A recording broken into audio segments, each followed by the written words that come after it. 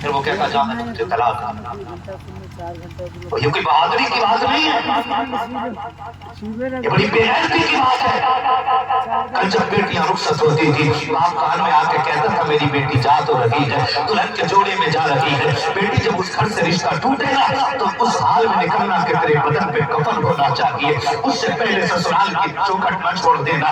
بیٹیاں اس مضبوطی کی عزم کے ساتھ نکلتی تھی کہ پوری زندگی ہر حال میں شوہر کے دروازے پہ گزار دیتی تھی، ہزار ستم سہتی تھی، لیکن طلاق کا لفظ زبان پہ نہیں آتا تھا۔ آج بات بات میں بیٹیاں طلاق مانگ رہی ہیں۔ اگر تمہارا جی چاہے کہ طلاق لینی ہے تو طلاق لینے سے پہلے 1 سال کے لیے اپنے شوہر کو چھوڑ کے باپ کے دروازے پہ زندگی گزارنے کے لیے جانا، اور سچ نہیں صرف جھوٹ موٹ یہ کہہ دینا کہ میرے شوہر نے طلاق دے دی ہے اس لیے میں آ گئی ہوں۔ جن رشتوں پہ تو ناز کرتی ہے، جن رشتوں پہ گھمنڈ کرتی ہے، ان کی حقیقت کھل کے 4 دن میں سامنے آ جائے گی۔ کہتی میرا باپ روٹی کھلا دے گا، تیرے باپ کی اوقات کیا ہے؟ بڑے بڑے بادشاہوں سے بیٹیاں گھر نہیں پالی گئی ہے، اس لیے کہ بیٹیاں رخصت کر کے شوہر کے گھر بھیجنا کہ میرے نبی کی سنت ہے، جو اس سنت کو چھوڑ دیتا ہے وہ عزتوں کا دولہا نہیں بلکہ ذلتوں کی خار میں جا کر کے گرایا۔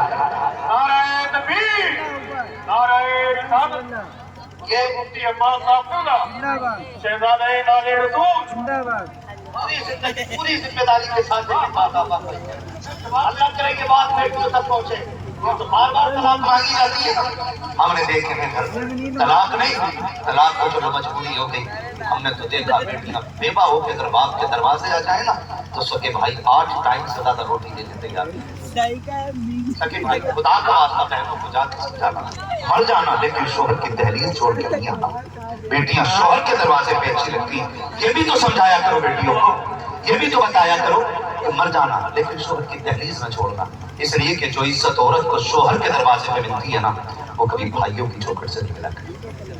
یہ بات بھی کان کھول کے سن لیجیے گا، اللہ آپ کو خوشیاں نصیب کرے، خدا آپ کو برکتیں دے۔ ہم نے دیکھا دور ایسا بھی گزرا ہے کہ جب کل بیٹیاں طلاق لے کے گھر آتی تھی باپ دروازہ بند کر کے گھر میں بیٹھ جاتا تھا۔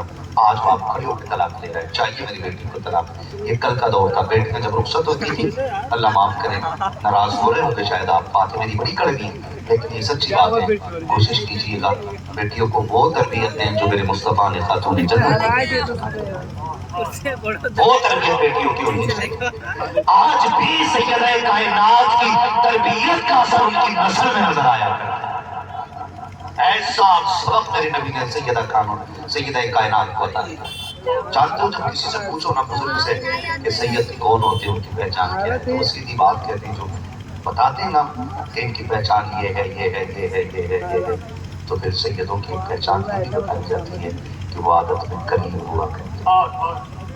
اور یہ ان کا خاصہ نہیں بلکہ سیدہ کائنات خاتون جنت کی عادت کریمہ کی جھلک سیدوں میں پائی جاتی ہے کہ وہ اتنی سخی کے دروازے سے کوئی خالی لوٹا نہیں۔ وہ آج میرے بھائیوں نے یہ محفل سجائی ہے نا، اللہ کرے بھائیوں کے توسل سے یہ پیغام آپ تک پہنچے۔